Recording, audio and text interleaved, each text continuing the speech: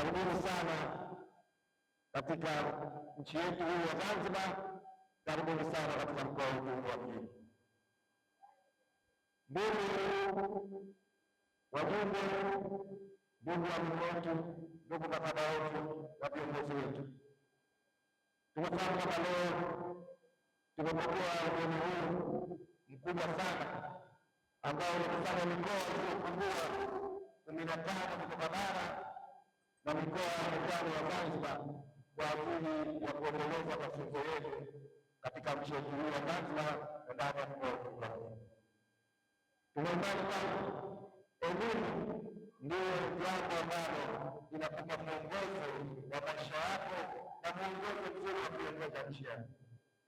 Kwa sababu makada mimi na mimi mtakuwa ndio ambao wakwenda kuwaelimisha wananchi wetu wa nchi hii ya Jamhuri ya Muungano wa Tanzania jinsi ya nchi yao ilivyo na jinsi ya nchi yao inavyoongozwa na jinsi ya viongozi wao wanafanya kazi ndani ya nchi yetu.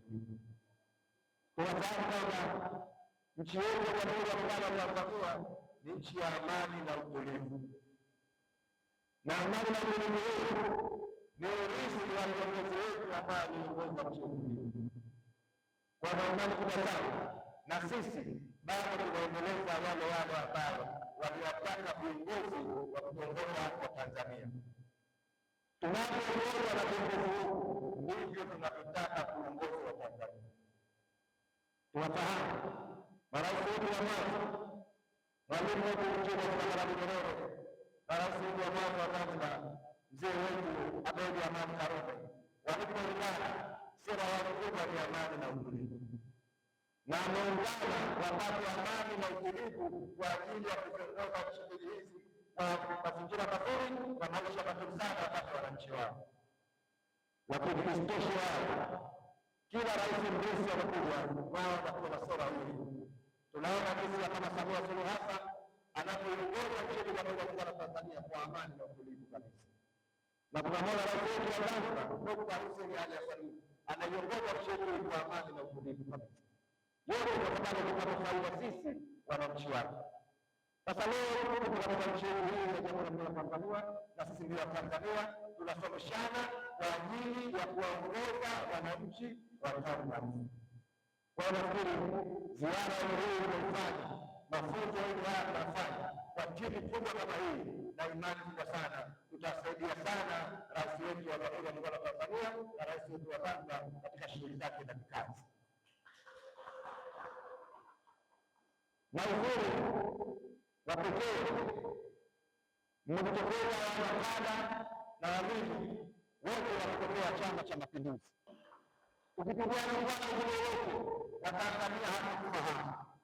Ni lazima kupata kuamini kwamba kwa na Chama cha Mapinduzi.